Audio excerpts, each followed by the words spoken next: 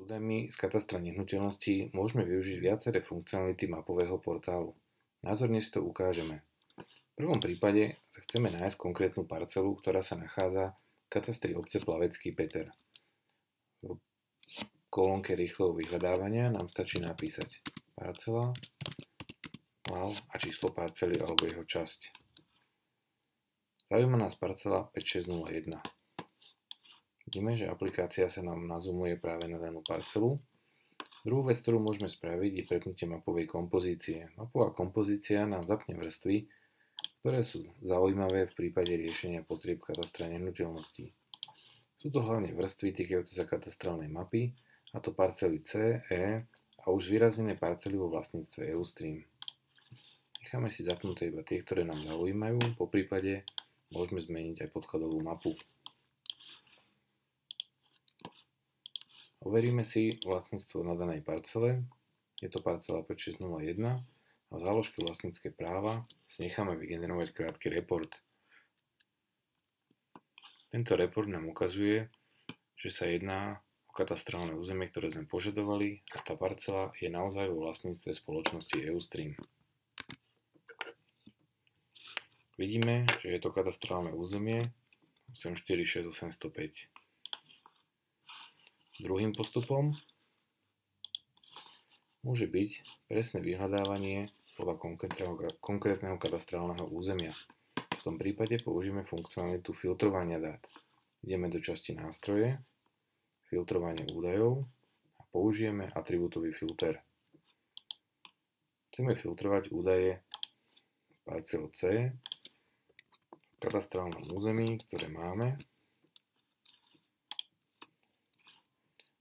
Informáciu dostávame, že v danom katastrálnom území je vyše 600 záznamov, čo je príliš veľa pre tento filter. Preto ho trošku spresníme a napíšeme, že číslo parcely by malo byť 5601.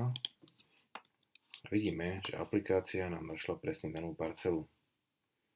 V prípade, že nevieme presné číslo, môžeme použiť aj komplexnejšie vyhľadávanie, to znamená, nachádzame všetky parcely, ktoré v parcelnom čísle majú tú časť, ktorú sme napísali, teda 560. My však vieme, že nás zaujíma iba jedna z konkrétnych parciel, preto môžeme v danom zozname postupne prechádzať jednotlivými parcelami a nájsť až tú, ktorá nás zaujíma. Môžeme využiť niektoré funkcionality, ktoré tu máme, ako napríklad zameriavať mape. V prípade, že táto funkcionalita je zapnutá, aplikácia presne nazumuje na danú parcelu. Keďže vieme, že to je parcela 5601, tak sa nazumujeme na túto parcelu. Vidíme, že ostatné parcely nás nezaujímajú, tým pádom môžeme použiť funkcionalitu zrušiť z výsledku. A tá robí to, že aktuálne vybranú parcelu, ktorú tam máme, jednoducho z toho výsledku zruší. V prípade môžeme viacero tých parciel výsledku odstrániť.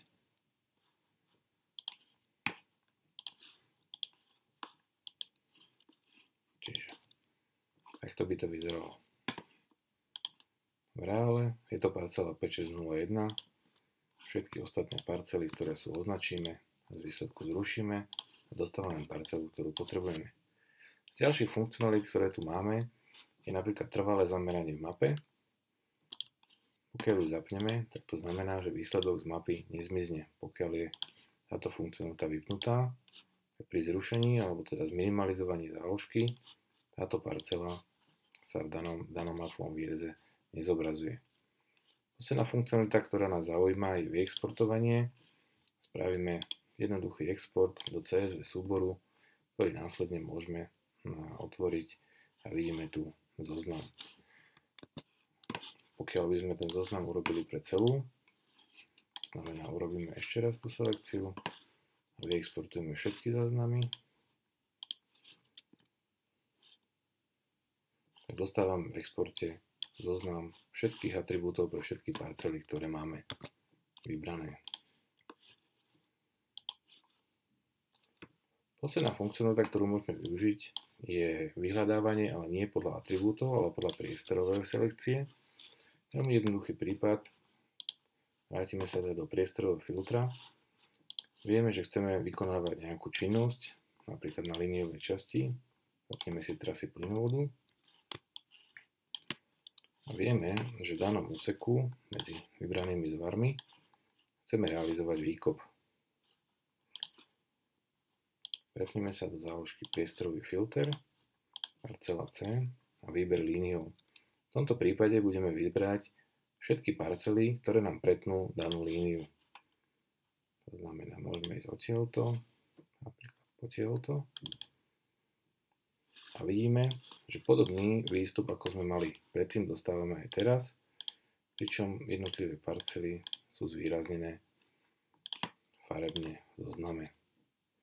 Tento zoznam, takisto ako predtým, môžeme jednoducho vyexportovať znovu do Excelového súboru a ďalej s ním pracovať.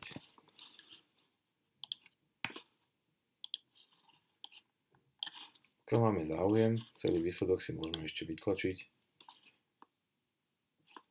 vo vybranej mierke, ktorú nás požadujeme a môžeme prácu ukončiť.